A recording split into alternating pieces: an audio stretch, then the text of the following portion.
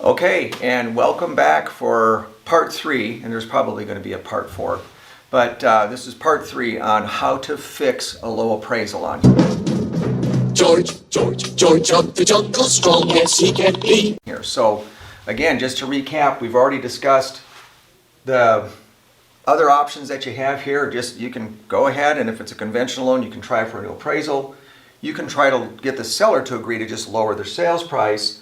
You can look at the property profile to make sure that the data that describes the property, the zoning, the lot, the neighborhood, that all of that information is an accurate reflection of the facts. And if you strike out there, then you can go and try to find additional comparable sales and submit what's called a reconsideration of value for that. So, and Fannie Mae guidelines actually spell out this ROV process as well, which was updated in 2023. There's a bulletin on that.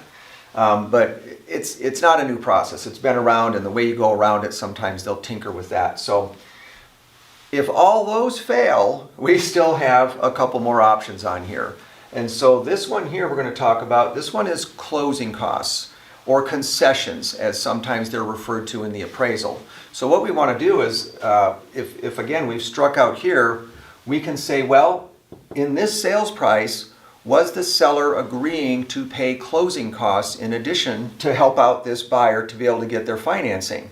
Let's just say that the seller had agreed to spend $10,000 in closing costs to be able to do that. Well, if you removed the closing costs from the equation, well, the buyer would still have to come up with their 5% down, but you could lower the sales price to $590, and then now you might have some wiggle room in there where the lender, the buyer, the seller, the listing agent, and the buyer agent, okay? There are several parties in this transaction that everybody could give a little bit to try to be able to make this happen. And a lot of times in reality, this is probably right here is the most common way to be able to make some things work, is to realize that, hey, this may not get us a value that we want, and do we want to spend $600 to find out that we got the same result? Seller says, well, I'm not going to give up the entire discrepancy between the two. The property profile is accurate. We looked at the comparable sales, and the appraiser did a pretty good job. These are most likely, things that if you can fix them, you'd like to fix them that way. But this is probably the most common way to do it. And we just have a lot of times where between all the parties involved in the transaction, we figure out how to maybe drop that sales price, maybe 10 grand, and then you have other people will kick in some concessions and do some things where maybe the real estate agent's concessions can contribute to the buyer's closing costs. The lender can kick in the difference so that the buyer is still getting in with no closing costs and maybe coming up with another 10 grand or something else to be able to make the transaction work.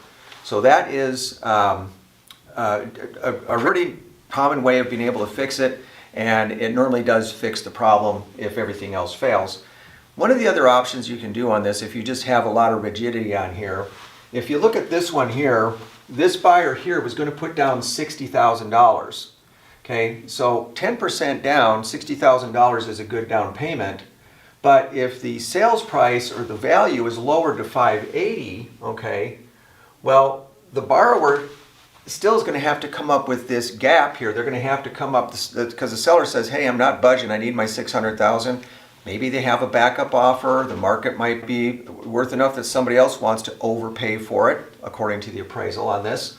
Well, the borrower can say that, well, that's okay. I'll still plan on putting down my $60,000, but what we can do on here is that here, this still meets more than the minimum down payment requirement. Now, on a conventional loan, you can do as little as 3% if you're a first-time homeowner on there. And there's some other programs within there that you can do the 3% down. But if somebody had owned a home previously, they're going to have to put down 5%. Well, in this case, the borrower, even though he's putting down $60,000, as far as the loan to value calculation is, it's really only a 7% down payment. Well, the borrower could just agree to close the loan just the way that it is, with the value the way that it is, and have mortgage insurance to be able to make up that gap. Or they could put down a little bit less. They could technically put down 5% on this, $29,000, $49,000. They could save themselves a few $1,000s, by making this just to 95% loan to value, have the mortgage insurance on there, and close the loan that way. So there you have it, folks. Here are your options on how to be able to fix a low appraisal when it comes in. And by the way, sometimes it can be a combination of almost everything. Maybe you can get the appraiser to come up $5,000 or $10,000, and then, you know, so a combination of all of these might be number 7 is any combination of the above. So hopefully that helps. But this is something that we're going to start seeing this a little bit more frequently now because the market is starting to heat up. I'm seeing a lot more buyers, pre-approving a lot more buyers that are out there shopping right now. Interest rates have been improving very, very slowly, okay, but they're moving in the right direction. And I think once we break below 6%, right now we're just slightly above 6% for mortgage rates as of the date of this video. But we get below there, there's going to be a lot of competition. And when there's a lot of people competing out there to purchase the same property, you can have multiple offers, which has a propensity to drive that sales price above maybe what the appraiser can justify with comparable sales in the neighborhood. So push button, get professional, and I'd be happy to go over you with your financing options and whatever else might be helpful so that you can get the best financing terms available on the next home that you buy. Take care, and we'll talk to you soon. Bye-bye.